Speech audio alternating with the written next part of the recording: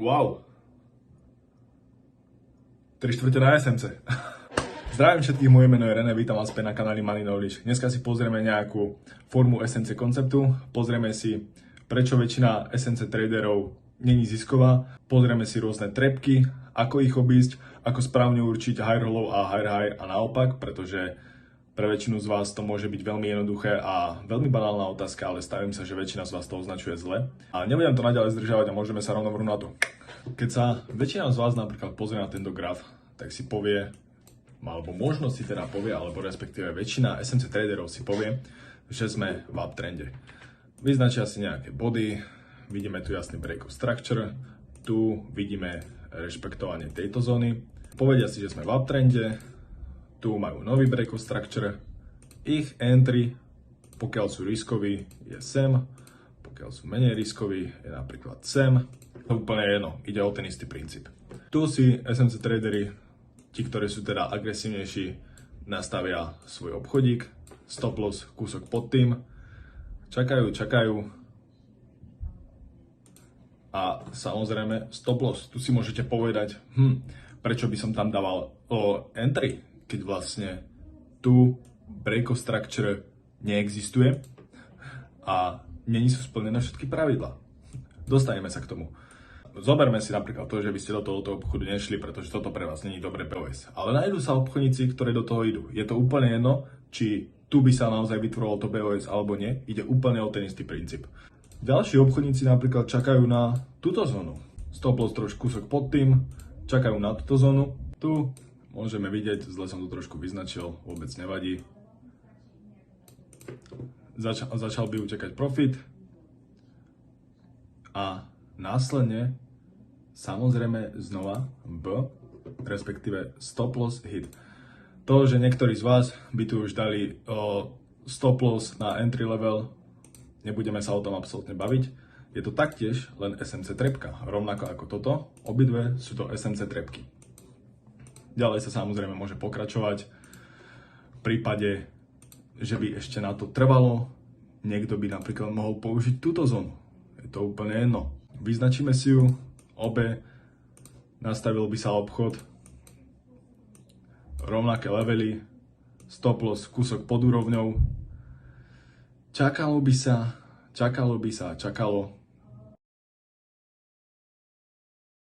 a samozrejme sme spadli stop loss. A teraz ako je to možné? Ako sa tomu vyhnúť? Ako tú SMC trepku nájsť? Ako to vlastne využiť vo svoj prospech? Treba si uvedomiť toto. Celý trh, každý jeden pohyb je likvidita. Likvidita v skratke nie je nič iné, len ako pohyb z bodu A do bodu B. Lenže pohyb z bodu A do bodu B je úplne všetko na trhu. Bez manipulácie a bez likvidity by trh nemohol ísť ani hore, ani dole. Bez manipulácie by sme jednoducho stáli. Není možné sa pohnúť na trhu hore alebo dole bez toho, aby bol trh manipulovaný alebo aby sme si nešli vybrať likviditu. A teraz, ako to správne určiť? Toto vymažem, nebudeme to potrebovať, prejdeme napríklad na hodinovku. Základ toho je správne si určiť lower high, lower low, higher low, podľa toho, v akom trende ste. A môžeme začať s vyznačovaním. Začneme od začiatku tohoto trendu, respektíve od tejto časti. Toto je higher high. A toto je higher low. Nové higher high není toto, ani toto, ale je to toto. Samozrejme, tu ešte môžu platiť pravidlá veľmi jednoduché, a to také, že vlastne toto je väčší vrch než tento, čiže respektíve higher high musí byť toto. Neexistuje žiadne také, že higher high a podobne, respektíve higher low. Je to úplne jedno.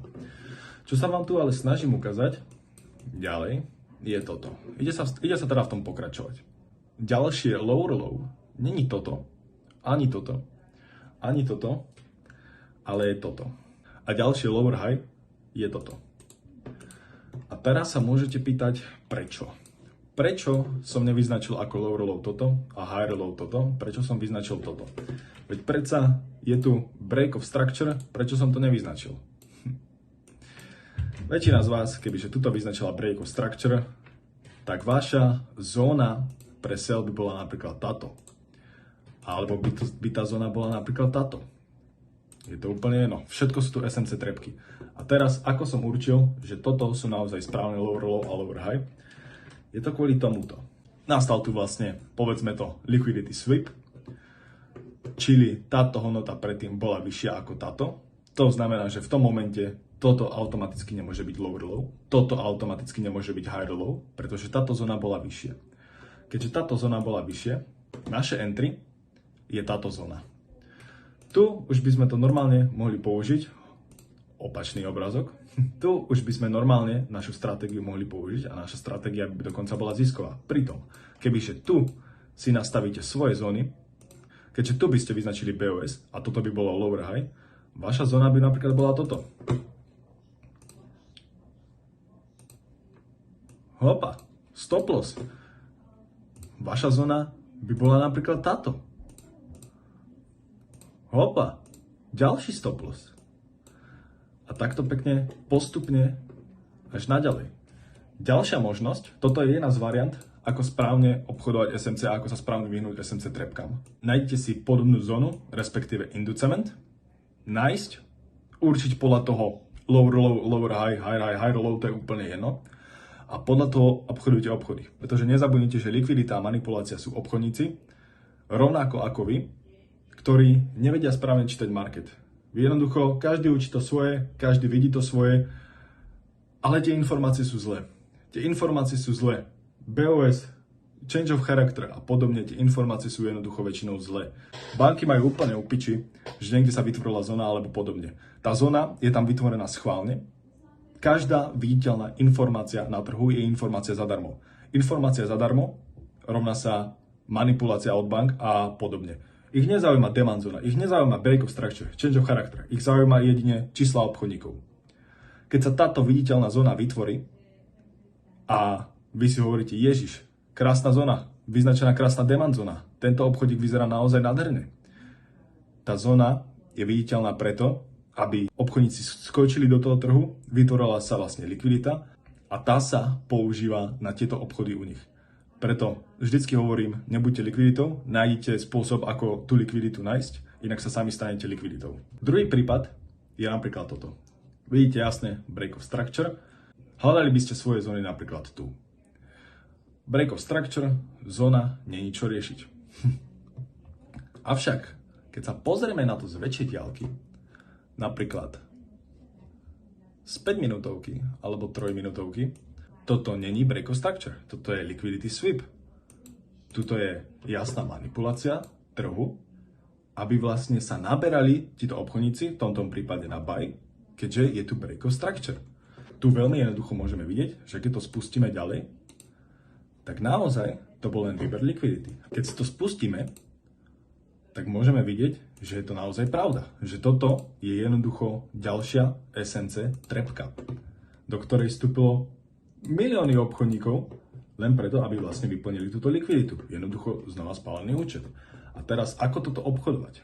Rovnako ako som ukazoval na tom AUDUSD, toto je náš podmet preto, že to môžeme obchodovať. Naša zóna, primárna zóna môže byť tu a môže sa len počkať. Jednoducho predtým lower high, následne lower low a následne predošlé lower high bolo dosiahnuté. Mitigácia, následný pokles znovu trhu. Výber toho. Vždycky predtým pre svoju demand zónu, pre správne určenie demand zóny musíte nájsť toto. Inak sa sami stanete likviditou a nebudete vedieť, kde presne v trhu ste. Môžeme si tu pustiť ďalej, ale myslím, že ešte tak ďaleko sme sa v tomto trhu nedostali. A môžeme vidieť, že tu už sa nám naozaj vytvoril break of structure. Prečo je tu ten break of structure a prečo toto není break of structure? Veľmi jednoduchý dôvod. Predošlé lower low, lower high. Jednoducho vytvoril sa break of structure na predošlej zóne. Rovnako, čo sa stalo sem, rovnako, čo sa nám stalo, keď toto odstraním, rovnako, čo sa nám stalo presne tu, nad touto hodnotou. Tu už sa nám samozrejme vytvorí likvidita v štýle opakovaného pohybu a podobne, ale týmto sa dá vyhnúť väčšinou neúspešných obchodov, ktoré vlastne môžete zadať, vyhnúť sa zbytočným trepkám, pretože väčšina ľudí má iba také tie základy toho SMC konceptu, ale nevie presne, kde tú demand zónu určiť. Niekto vám povie, nájdi si likviditu. Je to pravda, ale sám ten človek tú likviditu ani nevie nájsť. Alebo po prípade, ak existujú scenáre. Pretože ten najzákladnejší SMC koncept, ktorý vlastne existuje, je jednoducho zlý. Ja dúfam, že sa vám toto video páčilo. Ak by ste chceli pokračovanie alebo určenie ešte tretieho typu, ktorý existuje pri SMC kontextu a ktorý sám využívam, tak mi určite nezabudnite dať vedieť. To bude na ne všetko. Ja sa s vami lúčim, takže sa majte a čaute.